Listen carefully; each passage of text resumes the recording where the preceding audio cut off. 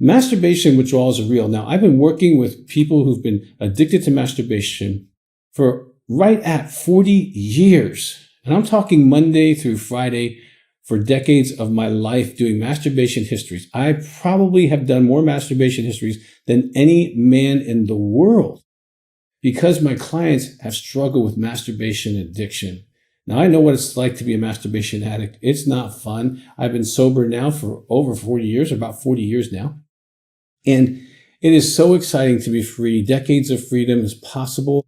I've seen thousands and thousands of men and women get free from masturbation addiction. But I warn them. So I'm going to talk to you today as if you were in my office on Monday and you flew in, you did a 5-day intensive with me or someone on my staff. And we're having this conversation and you're telling me, Dr. Weiss, I've never been able to stop masturbation. And after we have all that conversation about how it is possible, thousands have gotten better, there's a program of recovery, and maybe we'll get to that in a little bit. I talked to you about, okay, now let me warn you that over the next 30 to 90 days, you're going to have withdrawals, mostly in the 30-day period. That's why in AA and all the 12-step anonymous groups, they offer you a 30-day chip. Because there's something that happens, and I really do believe it's neurological, because you have depended on this stimulation. Because when you have a sexual release through masturbation, you get the highest endogenous opiates. It's the prefrontal cortex of your brain, and boom, this is like a heroin-like substance. It's the most powerful reward system you have naturally. And so you attach it to pornography or fantasy, and there you go. Ring the bell, feed a dog, ring the bell, feed a dog. But also you get psychologically attached sometimes to the storyline, to being wanted, to being able to perceive beauty, to have beauty in your presence, to be worshiped, to be adored, to be unconditionally loved, to be dominant, to be controlled, whatever the psychological thing is.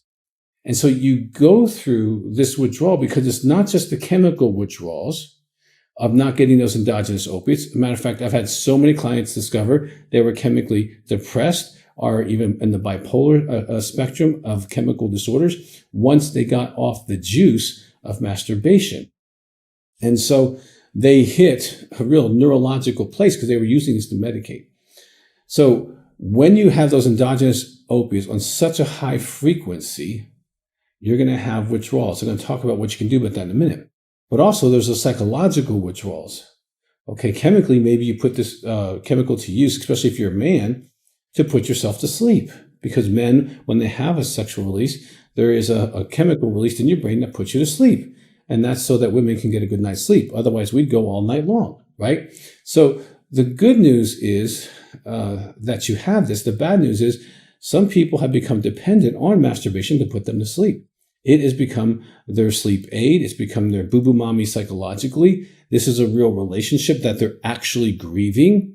So they go through shock, they go through denial, they go through anger, they go through bargaining just a little bit. Why not? Everyone does it, right? Then they go through sadness, accepting that they can't do this anymore because for them it's an addiction, okay? Maybe someone else it's not an addiction, but for you it's an addiction. Just like alcohol, some people are not addicted and some people are automatically addicted. Some people develop the addiction. No matter how you got to the place where masturbation is out of control, you now are starting a sober lifestyle. But neurologically, you're going to go through withdrawals. So let's talk about what those are. Sleep disturbance is real common for people getting off of masturbation. Difficulty concentrating, and it's more like you're in a fog. It's kind of hard to explain unless you experience it, but you're kind of in this fog. Mood swings are real common in the first 30 days. Agitation, irritability, real common because you're not getting your fix. You're not getting your way. You're not getting worshiped. You're not getting adored. You're not getting to escape.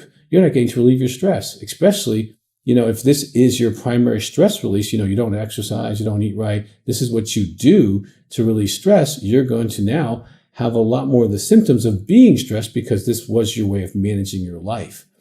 And so depending on how you've been using it, your withdrawals might be greater, but almost everybody goes through withdrawals. And you'll find your mind actually fighting you and throwing you fantasies and pictures and images and recalling events so that you do masturbate so the brain doesn't have to change its neural pathway. And this is around the 30-day period. I warn guys and ladies, around the 30-day period, anywhere from 25 to 35 days of being sober, you're going to get this real desire to act out. It's going to flood you. It's almost like you feel like you don't have a choice. Now you do. You always have a choice, but it feels so overwhelming. And addicts are not mature emotionally. Get the book, Emotional Fitness. Get emotionally mature as fast as you possibly can, because the best thing you can do for your recovery. Because when emotions hit, you usually went to boo-boo mommy, you went to masturbation, you went to pornography, you went to fantasy, and to get your needs met. So now, without it, you're going to have to manage differently. So you have some of those mood swings, irritability, all that kind of stuff. But what do I do with it, Dr. Weiss? Now, first of all, get in recovery, get in a group. If you don't know what type of sex addict you are, either call my office at 719-278-3708, talk to a counselor, coach, and find out so they can give you a complete strategy. But you definitely want to get in groups. You definitely want to get the workbooks on sexual addiction so that you can start getting the tools you need to get better.